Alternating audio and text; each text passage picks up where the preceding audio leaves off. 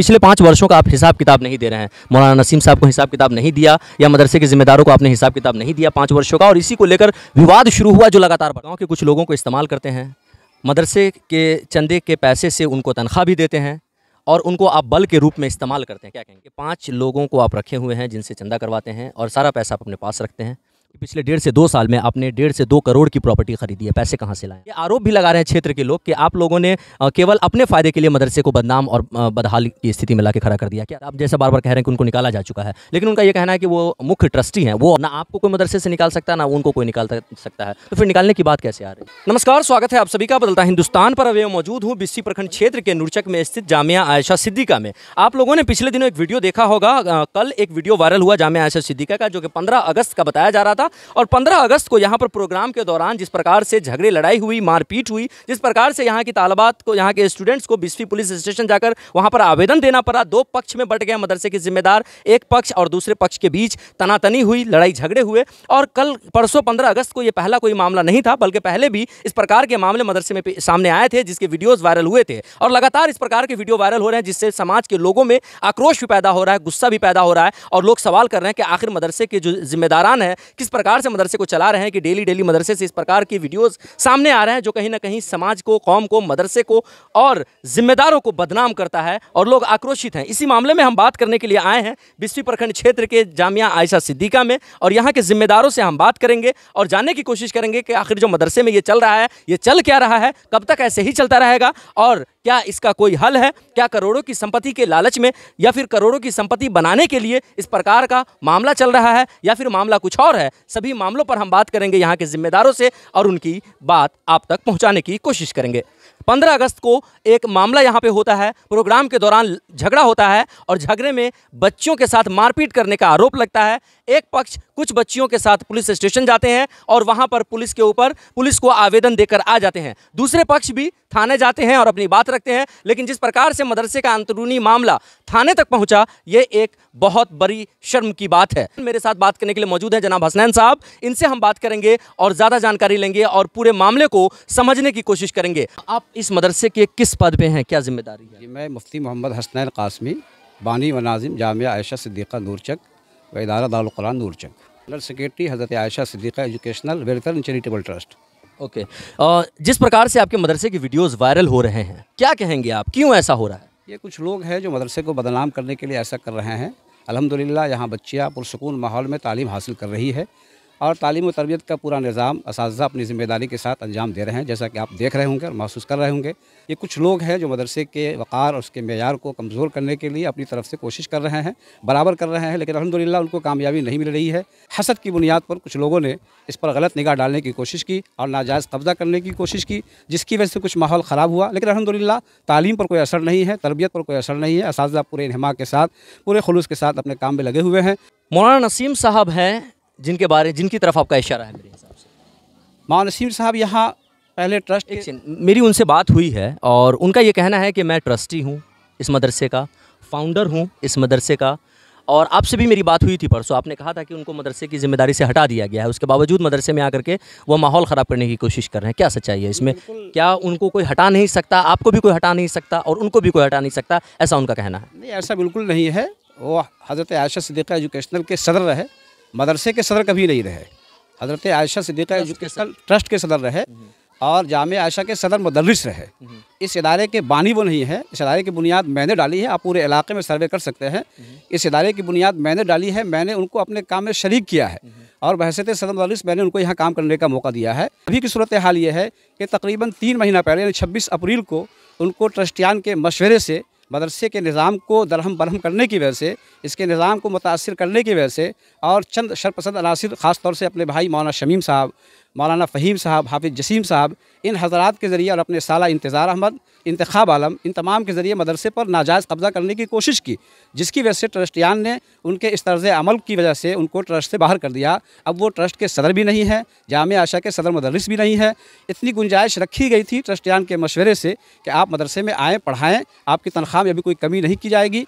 अगर आप अपने हालात में तब्दीली पैदा करेंगे, चूँकि आपने मदरसे के निज़ाम को दरहम बरहम इस बुनियाद पर किया कि आपने अपनी अहलिया को रखा, आपने अपनी बेटी को रखा, आपने अपने बेटे को रखा, और इन तमाम की तनख्वाहें इस मेयार से रखी कि दूसरे असातिज़ा के मुकाबले में कम रखा। सवाल है 15 अगस्त को जो माहौल ख़राब हुआ, 15 अगस्त जहां एक तरफ पूरा देश स्वतंत्रता दिवस मना रहा था, आपके इस मदरसे के बच्चे पुलिस स्टेशन में थे, क्या हो गया था, क्या वजह अनपढ़ी के उन लोगों को पुलिस स्टेशन जाना पड़ा? नहीं, ये तो बिल्कुल गलत तरीक़ा उनका था। ज़ाहिर है कि जब ट्रस्टियान के मशवरे से उनको सदर के ओहदे से निकाल दिया गया, सदर मदरस के ओहदे से निकाल दिया गया, अब उनकी हैसियत यहाँ कोई ज़िम्मेदार की नहीं रही। तो ये जो ज़िम्मेदार मुतय्यन हुए हैं, नए ट्रस्टियान बने हैं, जिसके सदर हैं इसराइल साहब, और ट्रस्टियान में है 11 आदमी की कमेटी है। इसी तरह पूरे इलाके से 27 आदमी की कमेटी शुरा की बनी है। तो जाहिर है कि ये ट्रस्ट और शुरा के निज़ाम से इदारा चल रहा है, तो वो तमाम हजरात, उसमें से अक्सर हजरात इस प्रोग्राम में शरीक हुए परचम कुशाई के अंदर। और हज़रत मौलाना शिबली साहब कासमी जो इस इदारे के सरपरस्त हैं, उनको यहाँ परचम कुशाई के लिए बुलाया गया और इसका ऐलान किया गया कि मुश्तरका तौर पर जनाब इसराइल साहब जो इसके सदर हैं ट्रस्ट के, और जनाब मौलाना शिबली साहब जो सरपरस्त हैं, वो मुश्तरका तौर पर परचम कुशाई करेंगे। अल्हम्दुलिल्लाह इसका ऐलान भी हुआ और परचम कुशाई भी हुई बहुत पुरअमन सुकून के माहौल में। लेकिन परचम कुशाई के बाद मौलाना नसीम साहब ने अपनी बच्ची, कि जिस बच्ची का यहाँ दाखिला भी नहीं है, फ़ातिमा नाज, उसके प्रोग्राम चलाने के लिए ज़िद किया। उन्होंने माइक छीना कि मेरी बच्ची जो है इस प्रोग्राम में जो भी प्रोग्राम है उसको पेश करेगी या इसके अनाउंस करेगी, जबकि असातिज़ा के मशवरे से, ट्रस्टियान के मशवरे से तलत बच्ची जो आलमा राबिया में पढ़ती है, जहाँ उसका नाम तय कर दिया गया था, उसका ऐलान भी प्रोग्राम में कर दिया गया था उसी परचम कुशाई से पहले कि आज की अनाउंसरी कौन करेगी, लेकिन उसको धक्का दिया गया, उससे माइक छीना गया, जिसकी वजह से बच्चियों में एक अफरा तफरी पैदा हुई और फिर हालात बिगड़े।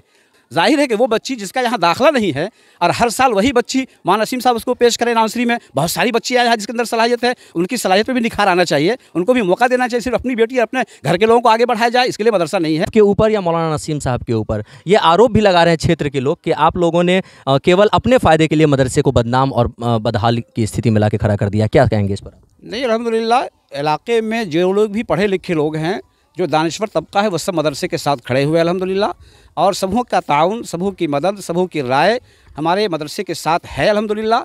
अब जाहिर है कि हर आदमी तो खुश नहीं हो सकता है, सब आदमी को खुश नहीं कर सकता आदमी, लेकिन मदरसे के निज़ाम से इलाके के जितने भी बाशऊर लोग हैं, दानिश्वर तबका है, पढ़े लिखे लोग हैं, चाहे आप उलमा में ले लें, दानिश्वर में ले लें, सियासी समाजी लोग में ले लें, तमाम लोग इदारे के निज़ाम से मुत्तफ़िक़ हैं। बच्चियों के साथ जो डेली मारपीट किया जा रहा है, हो हंगामा किया जा रहा है, बच्चियों के अंदर एक डर का, खौफ का माहौल भी पैदा हो रहा है, नहीं मानते हैं ये बात?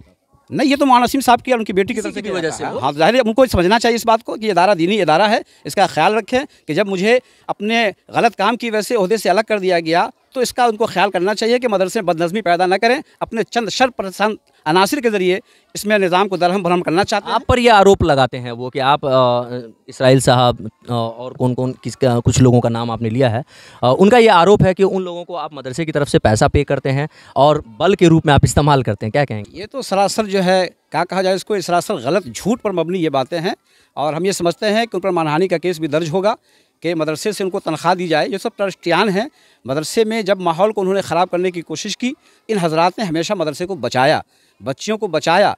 खौफ और दहशत का जो माहौल उनकी तरफ से पैदा किया गया, गुंडों को बुलाया गया, शूटर को बुलाया गया, चाकू लाया गया, उनका बेटा पिस्तौल लेकर के मदरसे में आया गोली मारने के लिए हमारे ऊपर, उस वक्त इन लोगों ने बचाने की कोशिश की और इदारे के साथ खड़े रहे मजबूती के साथ। ये सब वो लोग हैं जो इदारे के मुखलिस हैं, इदारे के वफादार हैं, और अल्हम्दुलिल्लाह एक पैसे की उनको लालच नहीं, वो सब खुशहाल हैं। एक और गंभीर आरोप है आपके ऊपर सर, मेरे पास कुछ डॉक्यूमेंट्स भी आए हैं। आरोप लगाया जाता है कि पिछले 1.5 से 2 साल में आपने 1.5 से 2 करोड़ की प्रॉपर्टी खरीदी है, पैसे कहाँ से लाएँ आपने? ये सरासर इल्ज़ाम है। 1.5 करोड़ या 2 करोड़ का कोई मसला नहीं है। मेरी प्रॉपर्टी जो मेरे पास है उसके कागजात मेरे पास मौजूद हैं और सरकार के पास भी मौजूद है। जो क़िबाला है मेरे पास मौजूद है। मैंने 30 साल से खिदमत कर रहा हूँ अल्हम्दुलिल्लाह। मैं 30 साल से खिदमत कर रहा हूँ इदारे के अंदर। 14 साल में दमला मदरसे में खिदमत किया और वहाँ भी दारुल क़ज़ा में ज़िम्मेदार की हैसियत से रहा। 17 साल से यहाँ काम कर रहा हूँ। मेरी अपनी तनख्वाह है अल्हम्दुलिल्लाह, और फिर मेरे अपने रवाबित हैं, ताल्लुकात हैं। मैंने अपनी ज़िंदगी में, इस 30 साल ज़िंदगी में, न बेटी की शादी की है, न बेटे की शादी की है, न बहन की शादी की है, न कोई मकान बनाया है। जो कुछ मैंने किया थोड़ा थोड़ा करके जमा किया है, और मैंने इस 30 साल के अरसे की जमा पूंजी में 15 कट्ठा ज़मीन और 8 कट्ठा, 15 और 8 23 कट्ठा ज़मीन है जो मैंने मुख्तलिफ़ एतबार से मेहनत करके, कोशिश करके हासिल किया है। जिसमें 8 कट्ठा बल्कि 10 कट्ठा ज़मीन तो ऐसी है जो खेत की ज़मीन है, जो 70,000 के एतबार से है, और उसके बाद जो ज़मीन है 15 कट्ठा बस्ती, 13 कट्ठा बस्ती है, तो वो ज़मीन जो है वो तकरीबन 4 लाख के एतबार से दिया गया पैसा, लेकिन रेट उसका तो कम ही होता है। लेकिन आप 4 लाख ही मान ले तो आप उसको अंदाज़ा कर सकते हैं। ऐसा कहा जाता है कि मदरसे के चंदे के पैसे से आपने वो 1.5-2 करोड़ की ज़मीन खरीदी। अल्लाह का शुक्र है कि अगर मैं मदरसे के पैसे से लूँगा तो अल्लाह के मुझे जवाब देना है, और मदरसा फिर चलता नहीं। मदरसा चल कैसे रहा है, मदरसे का निज़ाम कैसे चल रहा है। मेरी अपनी जो ज़ाती आमदनी है, जाहिर है कि भाई मदरसे में पढ़ाना ही मेरा काम नहीं है। मैं बहुत सारे काम को अपने एतबार से भी अंजाम दे सकता हूँ, मैं कोई कारोबार भी कर सकता हूँ, किसी चीज़ में शरीक भी हो सकता हूँ, बहुत सारे हदायत तहफ़ भी मिलते हैं। अल्लाह ने जो इज़्ज़त देता है आदमी इंसान को, तो ये सब हसद में कहा जा रहा है। मेरे पास सारे सबूत मौजूद हैं कि मेरे पास कितनी प्रॉपर्टी है, मेरे पास कितने पैसे हैं, कितनी ज़मीन है, कितनी जायदाद है, और मदरसे का क्या हिसाब है। अल्हम्दुलिल्लाह मदरसे का सारा हिसाब चार्टर्ड अकाउंटेंट के ज़रिए से किया जाता है। सीए मौजूद है, सीए सारा हिसाब देखता है। अभी 2024 तक का हिसाब मेरे यहाँ बिल्कुल फ़ाइनल है सीए के ज़रिए से। एक और अहम सवाल है, ये कहा जाता है आपके बारे में कि पिछले 5 वर्षों का आप हिसाब किताब नहीं दे रहे हैं। मौलाना नसीम साहब को हिसाब किताब नहीं दिया, या मदरसे के ज़िम्मेदारों को आपने हिसाब किताब नहीं दिया 5 वर्षों का, और इसी को लेकर विवाद शुरू हुआ जो लगातार बढ़ता जा रहा है। मौलाना नसीम साहब हिसाब लेने के हकदार भी नहीं हैं। हिसाब कमेटी को दिया जाता है और सारा हिसाब कमेटी के सामने सीए के ज़रिए पेश होता है। अल्हम्दुलिल्लाह बगैर हिसाब के मदरसा नहीं चल रहा है। मौलाना नसीम साहब ने 17 साल से कोई हिसाब नहीं दिया है। हम पर वो आरोप लगा रहे हैं 4 साल का। इस 4 साल में मैं अपने बेटे के इलाज में 3 साल लगा रहा। मैंने पैसा उनको भेजा यहाँ मदरसा चलाने के लिए, उसका हिसाब नहीं दिया उन्हें। पहले तो उनको हिसाब देना चाहिए। जब मैंने उनसे हिसाब का मुतालबा किया कि आप मेरे गायबाने में जो मैंने पैसा भेजा आपको उसका हिसाब दीजिए, जो दाखिला फ़ीस आपके पास जमा उसका हिसाब दीजिए, उन्होंने हिसाब देने से इनकार किया और खामखा इल्ज़ाम मेरे ऊपर लगाने की कोशिश की। अल्हम्दुलिल्लाह यहाँ का निज़ाम, यहाँ का हिसाब किताब हमेशा साफ़ सुथरा रहा है। आज तक मदरसे पर कोई कर्ज़ नहीं है। कोई आदमी नहीं कह सकता है कि मेरा 2 रुपया मदरसे पर बाकी है। कोई उस्ताद नहीं कह सकते हैं कि मेरी तनख्वाह 1 से 2 महीने की बाकी है। जितने भी बनिया हैं, कसाब हैं, या जिनकी भी जो भी सामान जहाँ से आता है, 1 रुपया किसी का कर्ज़ नहीं है अल्हम्दुलिल्लाह मदरसे के ऊपर। और साफ सुथरे अंदाज में मदरसे का हिसाब होता है। 17 साल के अंदर मौलाना नसीम साहब ने मदरसे में कभी 1 रुपया जमा नहीं किया। जो भी वो चंदा करके रमज़ान में लाए या कभी लाए, वो अपने पास रख लिया और जमा कर लिया अपने पास पैसे को। जब महीना पूरा होता तो जो उनकी तनख्वाह 50,000 53,000 उनकी फैमिली का मिला करके 1 महीने में 53,000 रुपये वो तनख्वाह लेते हैं, और फिर उसमें से वो वज़ा करते। 4 लाख रुपये उनके ज़िम्मे है, 53,000 कट गया 1 महीने में। फिर उसके बाद जो है दूसरा महीना फिर कटेगा, तीसरा महीना फिर कटेगा। इस तरह पूरे साल वो अपनी तनख्वाह में वज़ा करते आए। मदरसे में कोई 2 रुपया अपनी तरफ से उन्होंने जमा नहीं किया, न मदरसे में उन्होंने कोई खर्च किया है। जितनी भी आप चीज़ें देख रहे हैं मदरसे के अंदर, जो बिल्डिंग है, जो मकानात है, जो ज़मीन है, 14 कट्ठे से काम शुरू हुआ, अभी 33 कट्ठा ज़मीन मदरसे के पास है। मस्जिद की तामीर हुई, मदरसे का सारा काम चल रहा है। ये तमाम अल्हम्दुलिल्लाह असातिज़ा की भी मेहनत है, कोशिश है अपने एतबार से, और मेरी भी कोशिश है। मैं अपने एतबार से पूरी कोशिश करता हूँ। मौलाना नसीम साहब का मदरसे की तनख्वाह में, मदरसे के मतबख में, मदरसे की ज़मीन जायदाद में, मदरसे की तामीर में, दिगर ज़रूरियात में कुछ भी नहीं लगा हुआ है। वो अपनी तनख्वाह भी नहीं पूरी साल की ला पाते हैं। जितना लाए 6 महीना साल में ख़त्म हुआ, फिर मुझसे वो तनख्वाह लेते हैं। एक लास्ट सवाल हम पूछेंगे। उनका ये कहना है कि 5 लोगों को आप रखे हुए हैं जिनसे चंदा करवाते हैं और सारा पैसा आप अपने पास रखते हैं, उस पर क्या कहेंगे आप? ये तो आप मुंशी मदरसे से मालूम कर सकते हैं कि सारी रसीदें यहाँ से जारी होती है, रसीदें यहाँ जमा होती है, और सारे क्या कहते हैं वो सफ़ीर के पैसे यहाँ जमा होते हैं, और वो निज़ाम यहाँ सारे चल रहे हैं। और 5 सफ़ीर नहीं हैं, 2 सफ़ीर हैं जो मदरसे में काम कर रहे हैं, और 1 सफ़ीर है जो मेरे साथ रहते हैं सफ़र के अंदर।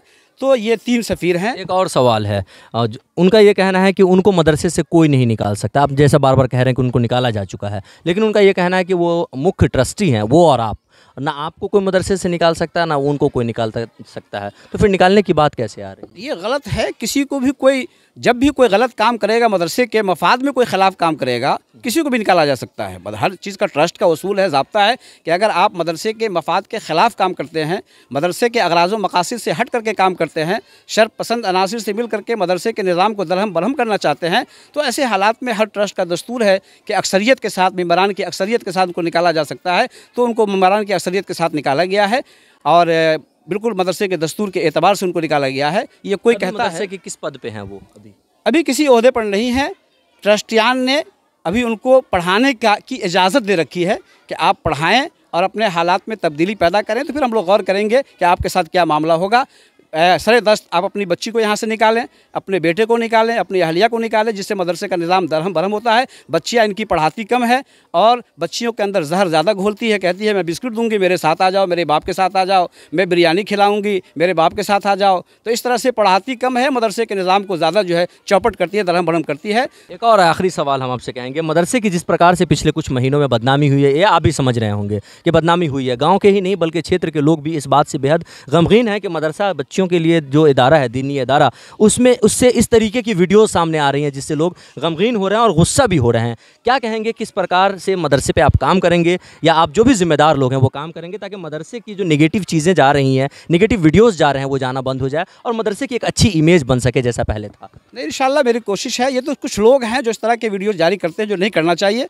ये सरासर गलत काम है। किसी काम के लिए उसको गलत अंदाज में पेश करना। आप देख रहे हैं कि मदरसे में पुरसकून माहौल में तालीम हो रही है, तरबियत हो रही है अल्हम्दुलिल्लाह, इसको लोग नहीं पेश करते हैं।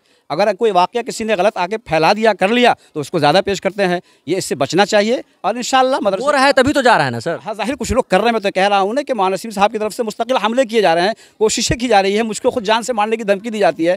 तो जाहिर है कि ये सब तो दहशत का माहौल पैदा किया जाता है। लेकिन इंशाल्लाह धीरे धीरे सारे माहौल पर काबू कर लिया जाएगा और सब लोग इदारे के साथ जुड़े हुए हैं। जो भी पढ़े लिखे लोग हैं, दानिश्वर लोग हैं, सूझबूझ के लोग हैं, वो सब लोग अल्हम्दुलिल्लाह इदारे के साथ खड़े हैं और इदारे की हमदर्दी में हैं। तभी तो इदारा चल रहा है, सारी ज़रूरतें पूरी हो रही है अल्हम्दुलिल्लाह, सारा निज़ाम चल रहा है और सब लोग मेरे साथ खड़े हैं। सारी तालिबात खड़ी है, सारे असातिज़ा खड़े हैं, सारे मेंबरान ट्रस्टियान खड़े हैं अल्हम्दुलिल्लाह। सब लोग इदारे के साथ खड़े हैं, मुखलिसाना अंदाज में है अल्हम्दुलिल्लाह, और सब लोग काम कर रहे हैं। इदारा अपने नहज में काम कर रहा है, करेगा इंशाल्लाह। जो कुछ भी थोड़ी बहुत हालात पेश आए हैं, इंशाल्लाह वो बहुत जल्द उस पर काबू कर लिया जाएगा। का नाम है और एक बार मैं मुफ्ती मोहम्मद हसनैन कासमी, बानी व नाज़िम जामिया आयशा सिद्दीक़ा नूरचक व इदारा दारुल कुरान नूरचक, जनरल सेक्रेटरी हज़रत Ayesha Siddiqa educational welfare and charitable trust.